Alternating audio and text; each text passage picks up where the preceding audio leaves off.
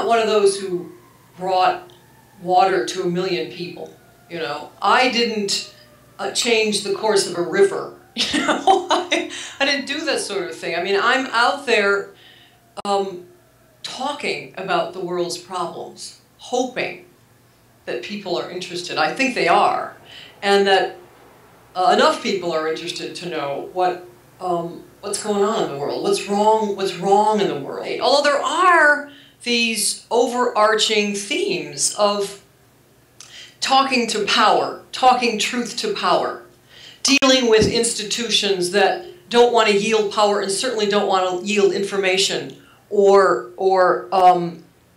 truth. Oftentimes these institutions that I have to deal with are in the business of trying to conceal the truth.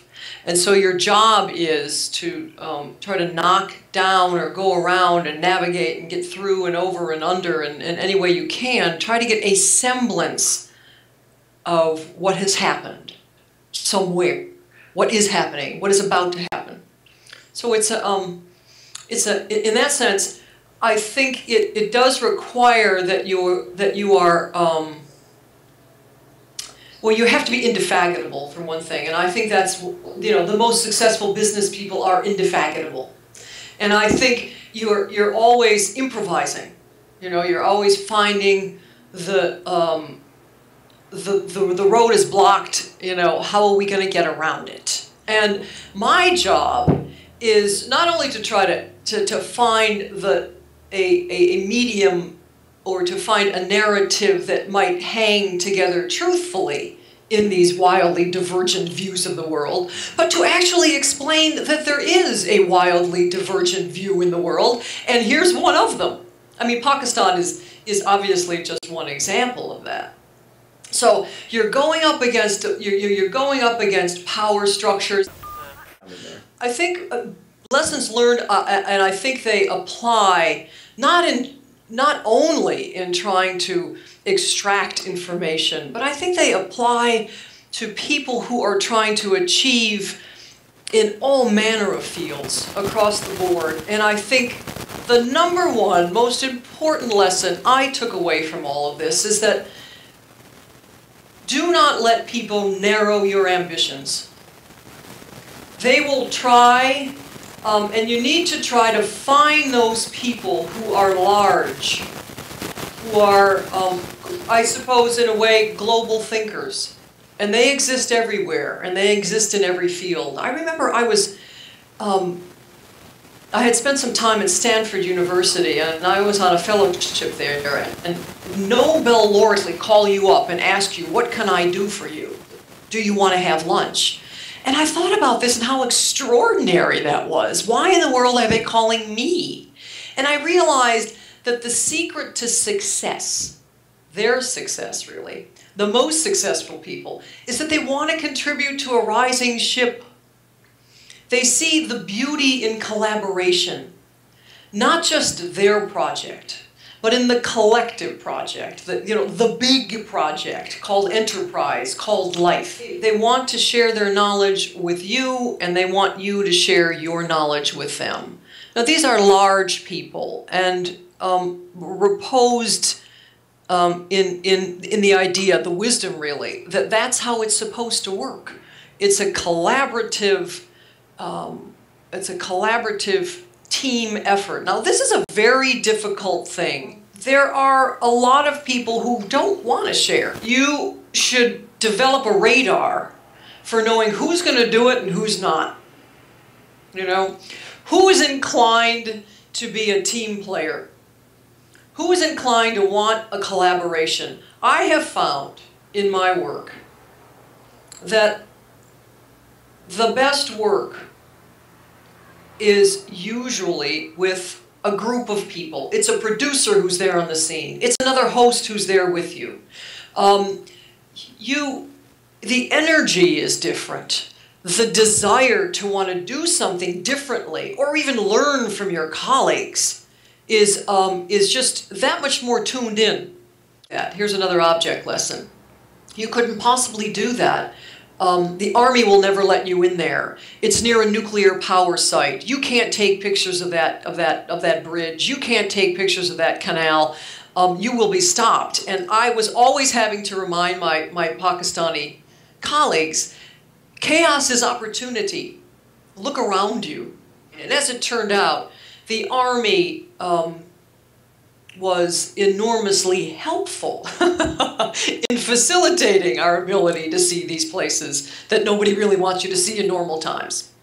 We were down there to tell the story of the misery of their country, and they wanted it told. So in this, you know, in that sort of episode of dealing so intensely and tightly and closely with a group of people who I normally never see.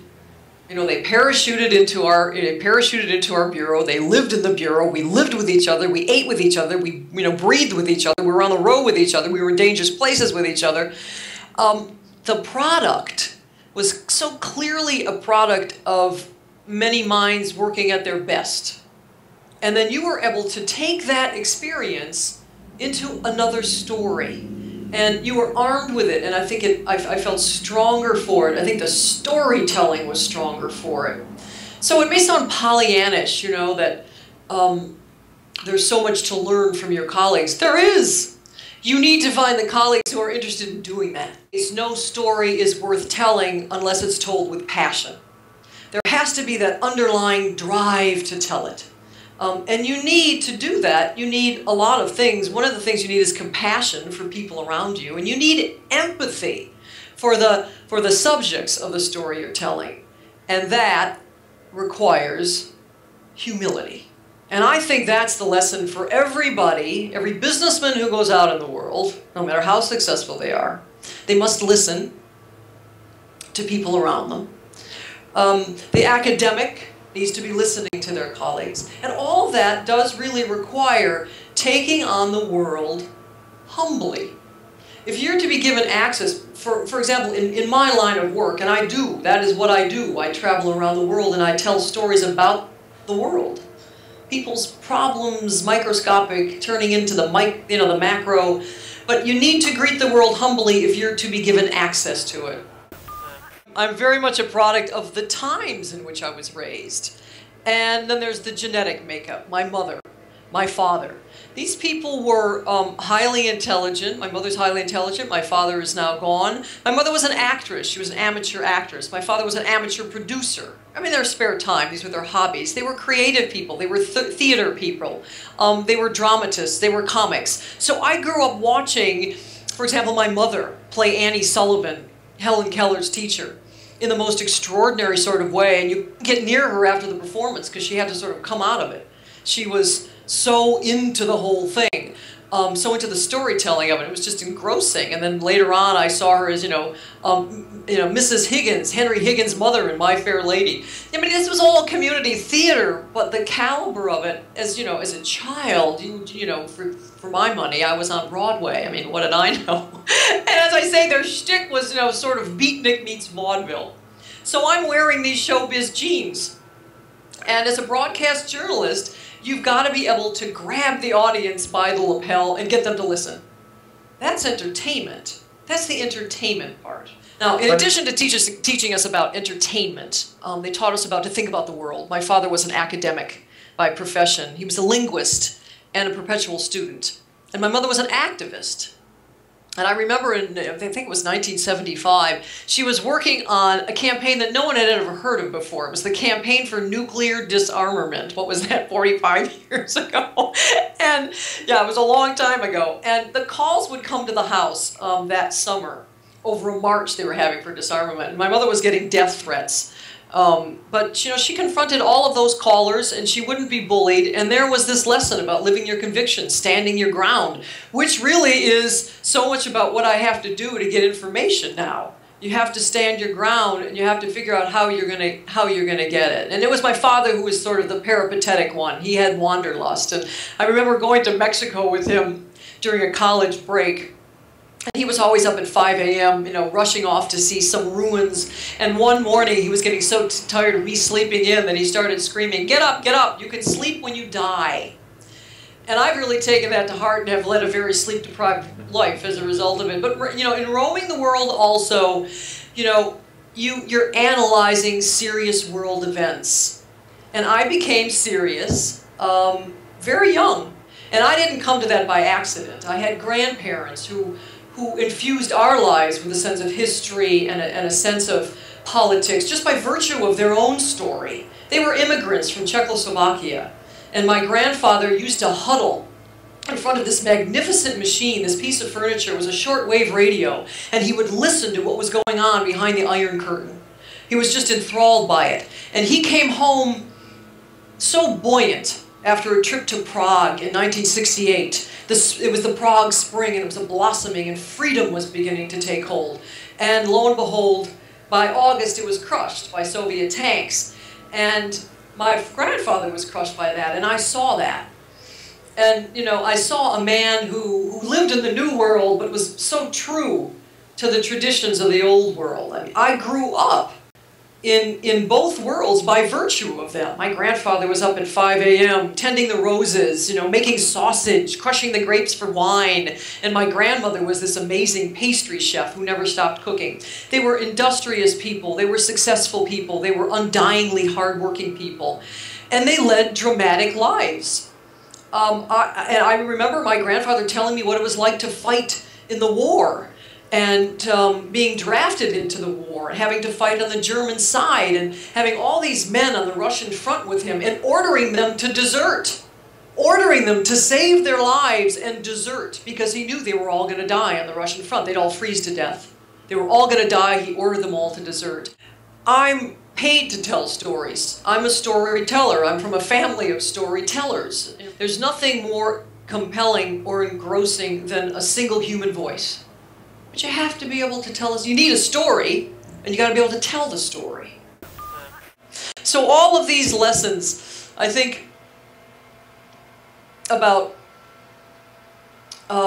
being dogged in your determination, trotting through the world with a sense of humility, with a sense of knowing who you are, and a sense of knowing where you're going. I was a lawyer before I was a journalist. But I wanted to be the best in whatever field I chose. And I knew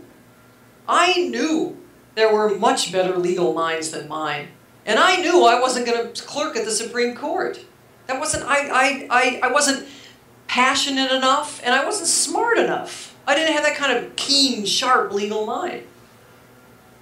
So I went into journalism, where I was completely engaged, you know, firing on all 9 cylinders. And frankly, law was a terrific training ground for all of that. But I realized also that I had a talent for telling a story. I had the drive, I had the ambition, I had the talent. So it really isn't just, if you want to do it, you can. You know, I wanted to be an oceanographer. I couldn't possibly be an oceanographer because I'm a lousy scientist. You know, that just wasn't going to happen. So you got to also know where your talents lie. You know, and when all those things merge together, then you get fine art. You know, the art of life.